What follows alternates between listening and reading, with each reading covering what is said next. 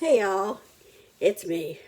I just want to put a little preface on this video. I'm sitting here in my robe. Um, I went ahead and canned this bacon jam at 75 minutes, like you do for pints, even though they were half pints. Now, in the video, I say I'm going to try 65 minutes, and I may have even made reference to the fact that I did 65 minutes, but I meant to say 75. I changed it because I don't know. I just got a little weird and thought I'm just going to go ahead and do the 75 minutes, and then I know it's shelf stable and I feel good about what I did, so I'm not going to worry about it. So I did go ahead and process it at 75 minutes for the half pints. Um, and I pulled it out, and all but one sealed. I think I had just a tidge too much in that one. So I did, that one we ate right away. And I will say that the jam was very tasty. I think it could have used a little bit more vinegar. So the whole cup, since I doubled the recipe, instead of, I went about that much shy of a whole cup. And I think it could have used a whole cup of vinegar to just give it a little more, flavor profile. And then all of the coffee, just because this bacon jam is more like bacon bits with the really good flavor, if you know what I mean, like a pickled flavor kind of. But I don't know if that makes sense. But it has that yummy vinegary brown sugar flavor to it. But there was not a lot of like jelly jamness to it. It was more of just bacon bits with that great flavor. And it'll do fine. And we ate it on crackers and loved it. It was very bacony, so if you want it very bacony, you can do it. But if you want it a little more jammy, jelly consistency, a little more syrupy, it would be best to go ahead and use all the full amounts of liquid that I used in mine. Now, again, I will say, and I've said several times through the video, that I did double the recipe because the recipe was meant to be one that you make and just keep in the refrigerator and eat right away. Number one, I don't want to waste my time making a really small thing like that and having to do it over and over again. And since I was going to can them to be shelf stable, I went ahead and doubled the recipe. If I had to do it over again, because in the past, the only time I've really made bacon jam was for holidays and things, and we really only needed a pint and a half or something like that, 2 pints. So this time I wanted to can it. So, excuse me. I would triple the recipe so that I had more jars on the shelf. And since I have to do it anyway, chop it up and triple it and do it all at once. Now, if I'm going to triple the recipe, I would say brown half of the amount of bacon, take it out with the slotted spoon like we did, and put it on the paper towel. Excuse me. And then do the other half so that you're not getting a lot of the frothy wateriness when you first start cooking it, and it'll cook down faster. So that would be my only recommendation if you choose to triple the recipe. Now, this is not like a jam where when you're using pectin or something like that, you need to keep it to a small one batch thing so that it turns out. It's a jam that's basically made from the sugaryness with the liquid cooking down into a syrupy texture. So it's fine to double, triple, quadruple if you have a pan that's big enough. You just have to adjust things, like I said, like cooking half the bacon and then cooking the other half. Pulsing it in the Ninja worked great. And I was happy to get it done. It kind of brought the size of the chunks of bacon down. Now, some people will always say, well, I really like the big chunks. Well, of course you do. It's bacon. But in this respect, it was better to have little chunks. You didn't get so much of a piece of bacon where when bacon gets into a moist environment, the fatty parts of it will be kind of floppy, and so bacon is something you want to pulse up afterwards, just so that you're getting chunks of what feels like bacon instead of kind of flabby things of fat in your mouth. So that being said, if any of that makes sense to you, I'm very happy. If not, just pass on to the rest of the video. So here's how I canned my bacon jam. You have a wonderful day. Hey, Miss Sandy here. Got some bacon jam going on. I've got the bacon cooking here. Oh, let me see if this light will work. I'll turn that fan off. I got the bacon almost crisp. I had to turn it off for a minute to get you lovelies in the screen.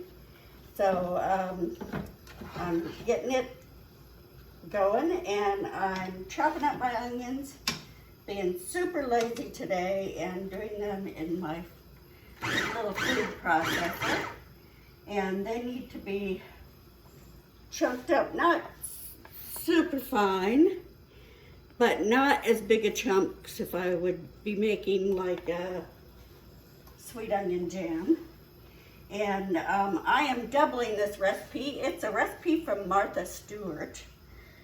So we'll see how that goes. But anyway, I'm doubling it because a lot of people love bacon. Okay, so I've got the bacon. As you can see, I took 3 pounds of bacon. I chopped it into about 1-inch chunks. 1 inch. And I've got it in here doing its business. Now I'll be back in a minute when the bacon's ready to drain and the onions and everything else is ready. But I just wanted to let you know what was on the agenda for today. We're back. Now the recipe says after you've cooked your bacon so that it's crisp, you basically take it out with a slotted spoon. And so here I have all of my bacon. So tempted to just take some, but anyway. I've got my onions all chopped up. Now what I used was 3 large onions. The original recipe was 2 medium onions, but since I'm doubling it, I used 3 large. I've got garlic, I've got maple syrup, I have some coffee and some apple cider vinegar. So we'll get started. Now when I put the recipe in the comments, I will put it in the original version from Martha Stewart. And I'll also put on there where you can go on the internet to look at it. I have not quite figured out the whole link thing where you can put the link in and just click on it and it will go to it. So I apologize for that, but you know, I'm not that tech savvy. So it said pour out all of the bacon grease except for 1 tablespoon. So I've got 1 tablespoon, but you know, I got to thinking, since I'm doubling this recipe, it might be smart to give myself another tablespoon. So, and it's bacon grease, so, you know, hey. Okay, now I'm gonna start this back up. What it wants you to do now, her recipe says to put the onions and the garlic into the pan and then cook for 6 minutes. I'm gonna put all my onions in and cook them till they're translucent, which she also says. So it may not be 6 minutes. I mean, you know, hey, how these things work.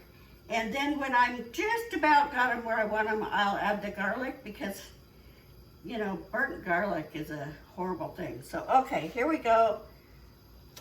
Onions in the pan. The pan is kind of sort of hot because I'm impatient. So forgive me for that. But I am not a world-class chef.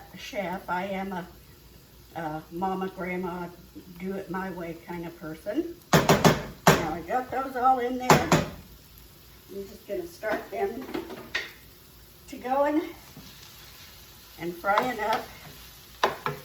Now, as far as the coffee goes, coffee to me tastes like burnt water. That's probably been soaked in, well, let's see, what's it? Burnt dirt water is what I usually say. And I don't know, for some reason when it's brewing, if I just walk into the room and don't know he's brewing coffee, I think it's tuna fish, which is really strange because my hubby absolutely abhors tuna fish. And so, I don't know. But anyway, so I'm not going to double the coffee. It says 3/4 of a cup. I'm not going to double that. I'm just going to use what was in the bottom of the pot from this morning, which comes out to about almost just a hair's breadth away from being a cup of coffee. And then the apple cider vinegar, it calls for a 1/2 cup. I'm doubling it, so I've got a cup. But I went a little less on that too because vinegar can be, well, you know, vinegar can be too much if you get too much, if you know what I mean. So I'm going to get these going. I did not mention that this is a recipe for a crock pot bacon jam. And also that it just calls for putting it in an airtight container in the refrigerator, and it's good for so many weeks, yada, yada, yada. But I'm going to can this so that I have it on the shelf. When my kids come, when a friend comes, whatever, I have something to pull out, get some crackers, maybe some cream cheese, you know what I mean, and have it on the shelf. So I am going to can it. And I will say now that that is not USDA approved. And they do not want you to can bacon in any way, shape, or form. My house, my rules, I can meat all the time. I have canned bacon. I am going to can bacon jam. It's going to be fine. I'm going to pressure can it the same as I would for meat. But I am going to do it in 1/2 pint jars, because we would never get around to eating a whole pint of bacon jam when it's just the 3 of us here. So I'm going to get these to the translucent point. I'll come and bring you back to what we're doing, and we'll get going. See you in a minute. By the way, you're going to see a lot of these ones where I'm turning it off, maybe, because, unless I edit them out. But anyway, because the batteries went dead on my little clicker. Okay, see you in a minute. Hello, hello, hello. Okay, I was reading Martha Stewart's instructions, and she says that for some magical reason you must use a wooden spoon to do this. And I probably should have done it in my Dutch oven that Mr. Bobby gave me, but I had this right here and I didn't want to go up to the garage. So these are getting translucent. Now I'm going to turn it down just a tidge. It calls for 3 cloves of smashed and peeled garlic. I don't have any on hand, so I'm just going to throw some of this in. 1, I don't know, because I'm doubling the recipe. There it is. Do with it what you want. But you can measure. I'm happy, just as I am. I'm going to give this another stir, let it cook for just a little minute. And then it says to start to pour everything else in and get it going. And the wooden spoon, the trick is to scrape all the brown bits off of the bottom. And that's where I think I went wrong, because I don't have a bunch of brown bits on the bottom because I used my non-stick skillet. But there are a few brown bits. So I don't know, we'll call it good. All right, I'm going to give that garlic just a few more seconds. Because this is a crock pot recipe. It's going to be in that crock pot for 3.5, 4 hours. That garlic will be cooked to wonders when we're done. Okay. Apple cider vinegar. All right. And now here's something I forgot to get out. Was my brown sugar, which I hope I have some down here. If I don't, I do. I don't have to turn you off. Now it says to use dark brown sugar. Okay, Sandy, there you go. I don't have dark brown sugar. So guess what? I'm probably going to just use the light brown sugar, and I might put just a tinge of molasses. Okay, so it says to put a half a cup of brown sugar. So now you know that that means that I need a cup of brown sugar. So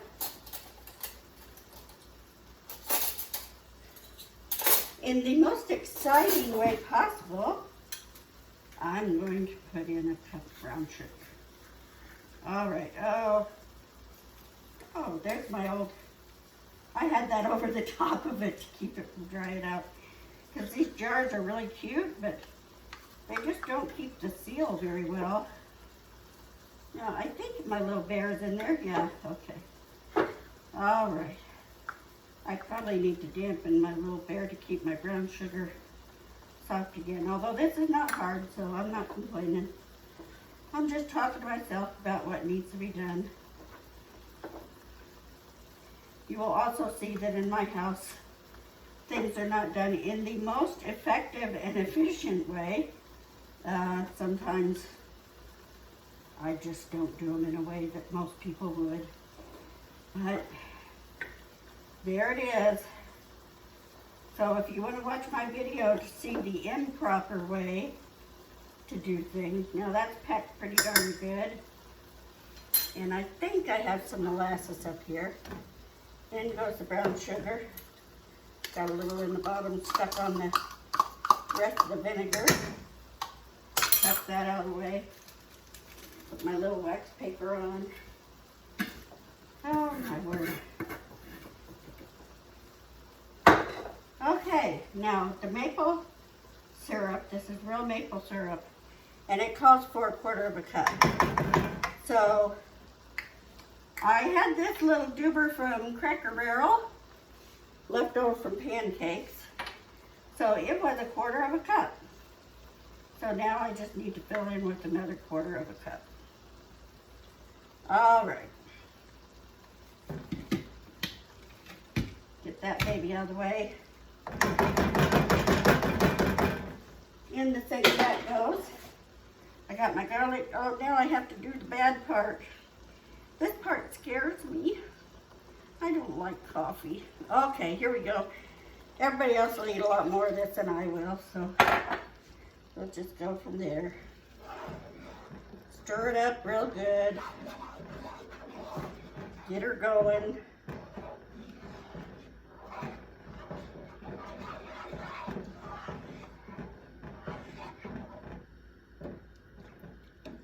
Let me read this recipe one more time. Okay. The bacon, the onions, the garlic, the vinegar, the sugar, the maple syrup, and the coffee. And then what she says to do is scrape out the brown bits from the skillet with a wooden spoon and cook for about 2 minutes. Add bacon and stir to combine. So we're gonna get this going. Oh, it's a bubbling away. Come on, baby. I'm scraping up bits, scraping up bits, scraping up bits. I'm gonna give it 2 minutes of this, and I'll come back to you when I'm ready to put in the yummy bacon. Alrighty then. I'm back. The bacon jam, let me see if I can find where,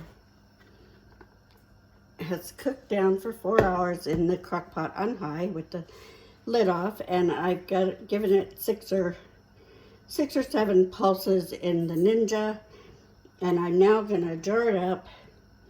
So let's talk a minute about this. This is still very hot. I'm getting the water hot in my pressure canner, which I'll show you in a minute. Now, because I'm pressure canning this, because it's a meat, I don't have to sterilize the jars. They've been run through my dishwasher. I've taken the new lids and washed them, and they're now drying on my lid drying racks, and I'm gonna get this going. Now the official recommendations now say that you do not need to put the lids in boiling water to sanitize them either, and you do not even need to get them in there to soften them up. Now, it may be that if you're using tattlers or something like that with like a rubber gasket, those do definitely need to go in the boiling water to get them malleable so that they will make the seal. But with these current lids that you buy at the store, there's no need for that. And so we're just going to go from there. We're going to start by filling these up. And I don't know, for me this is a little awkward because I'm used to doing it from a pot into the, but see if you can see my jar, yeah. And it's a little different consistency, so I'm really not going to use my regular canning scoop. I'm just gonna put it in, and I'm gonna give myself maybe an inch of headspace. Now I'm gonna need to get something, let's see, a plastic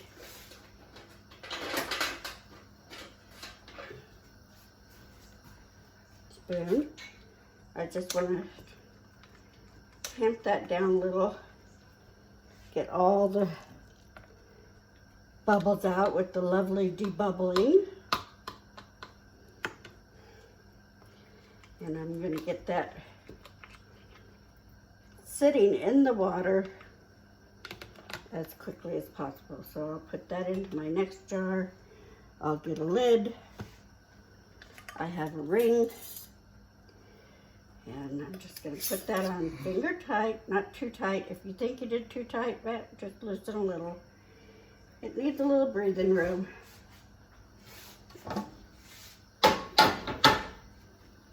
So as you can see over here, I have my canner. And I'm just going to take each one and put it in the canner. Now, I'm trying something new in the canner today. Normally, I would put a little vinegar in the canner to keep the cloudiness away from off of the jars. But today, I'm going to be trying, oh my gosh, what do they call it? Cream of tartar sauce. I've heard a lot of people talking about that on my Canning Rebels group on Facebook, so I'm going to try that today. Now, you know, I'm going to take this lid off because I'm so busy talking to you, I'll have to rewash that. Oh, and look how that settled. I think I'm going to put a little more in there. Okay. It looks like this recipe does not make a lot. Now, what she said was 3 cups for her recipe, Martha Stewart. Now, these are going into the jars pretty easy. So I'm just going to use a damp cloth to wipe around the rim. Says there's not really any sticky or anything on them. I'll grab another lid. I'll put it on, push it on there finger tight, and put it into the canner.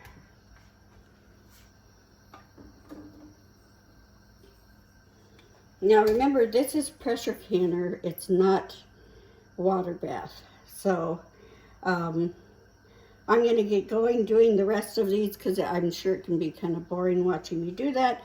And then we'll talk about what the next steps are. I never have them in the pressure canner. Remember, it was hot jam, hot water, and now we're going to get the pressure canner going. I'm going to wait until I have steam actively coming out. Let me see if I can bring you up a little more. Actively coming out of the place on top. It looks like it's almost doing it now because I had the water so hot. We'll give it another minute to get going really well, and then I'll show you a picture of what it looks like. And then when we get it really going well, we're going to do 10 minutes to let the steam vent, and then we will put our weight on, and we'll go from there. So I'm going to show you now what it looks like. It's fully blown. I don't know if you can see it or not. I usually try to show you in every video, so let's see here. Can you see it? Not from my hand, but oh, I'm trying to find a good shot so you can see that steam coming out. I think I'm failing. It's coming out other places, but it's spouting up right here. If I had to put my hand over that, I'd probably receive a burn. We don't want to do that. So, where are you?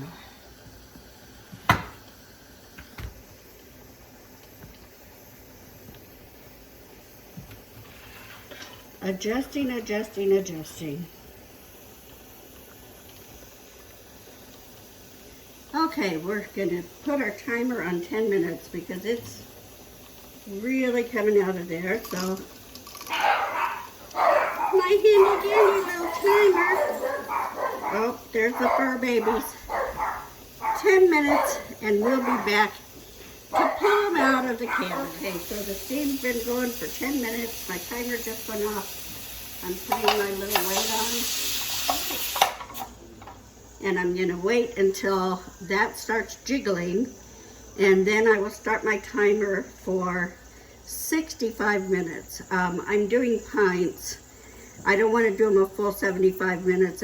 I'm not pints, excuse me. I'm doing half pints. And I don't want to do the full 75 minutes like I do pints because, you know, it may burn the bacon a little bit. So I'm going to do 65 minutes and we'll pull them out. Well, I finished the time on this and I have let the pressure go down. There's a little red button right here that when the pressure's still up, that will be up. And so it's down. And I am now going to get these out. I've got these jars. I'm hoping to get some paradise jam made in the next day or so. But I may have to put everything away. So anyway, I'm going to take my weight off. Get it out of the way. And I'm going to, I also let this sit a few minutes after the pressure went down, just to give it a few more minutes in the nice heat. Turn it away from me. What do you want?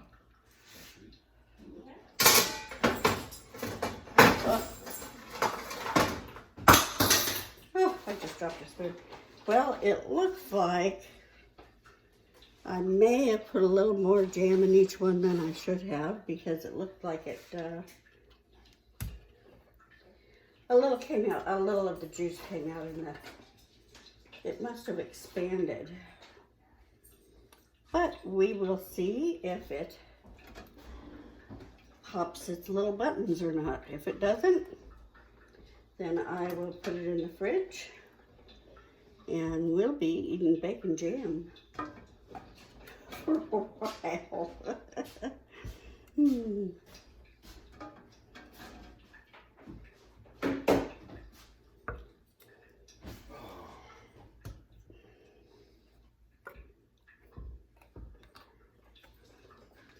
Okay, I'm gonna let this cool, and when it's a little cooler, I'm going to pour that water out and rinse it out.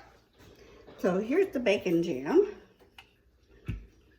and I think that, oh, see, just the first ping. This is what it looks like in the jar, and I didn't want you to have to watch me. I didn't want you to have to watch me eat some, but I tell you, hubby and I both took a bite of this on a cracker, and it was wonderful. I couldn't even taste the coffee. I guess the coffee is just supposed to marry the flavors better and accentuate some of the flavors. That is the microwave. it ended and someone has not even got their drink out of the microwave. So, this is it. It's bacon jam. They're all popping. I can hear them going off. And I'll have this on my shelves. I hope you enjoyed this video. I'll be wiping these down and rinsing them tomorrow. I'll let them sit overnight. So, 28 excuse me, 24 hours. I'm going to let them sit and cool. If it should be that all of them don't pop, the ones that don't seal will go in the fridge and we'll eat them. But I think they're all going to seal. There was just a little bit of the fluid in the pot, and I can't for the life of me think of what that's called right now, but I'm sure I will at some point after I'm done with the video. So here we are in my kitchen.